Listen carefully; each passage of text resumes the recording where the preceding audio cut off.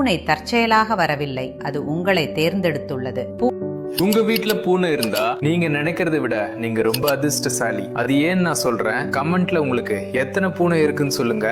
ஏன்னா இது ரொம்ப பவர்ஃபுல்லானது. பூனைகள் வெறும் செல்லப்பிராணிகள் மட்டுமில்ல, அவை ஆற்றல் மிக்க பாதுகாவலர்கள். உங்க பூனை என்ன செய்யுதுன்னு உங்களுக்கு தெரியாது. பூனைகளால ஆற்றலை பார்க்க முடியும். உங்க பூனை எதையோ உத்து பார்க்குதுன்னா அங்க ஒண்ணுமே இல்லைன்னு அர்த்தம் இல்ல.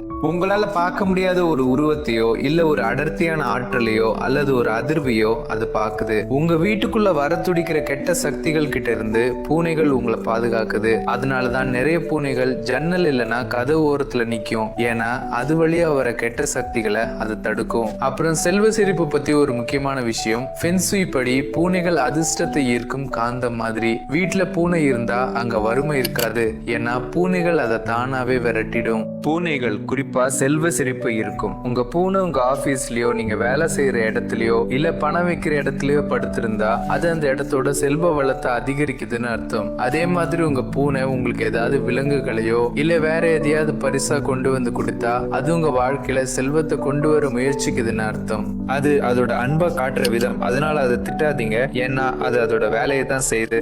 ஒரு பெரும் பாதுகாவலரின் பாதுகாப்பு உங்களுக்கு உண்டு. பூனைகள் கண்ணுக்கு தெரியாதவற்றையும் காணும் வல்லமை கொண்டவை. பூனை தற்செயலாக வரவில்லை, அது உங்களை தேர்ந்தெடுத்துள்ளது. பூனையின் நிறம் ஆழமான செய்தியை உணர்த்தும். நீங்கள் இருவரும் ஒரு ஆத்மார்த்தமான ஒப்பந்தம் செய்துள்ளீர்கள். உங்களை குணப்படுத்தவே அது வந்துள்ளது.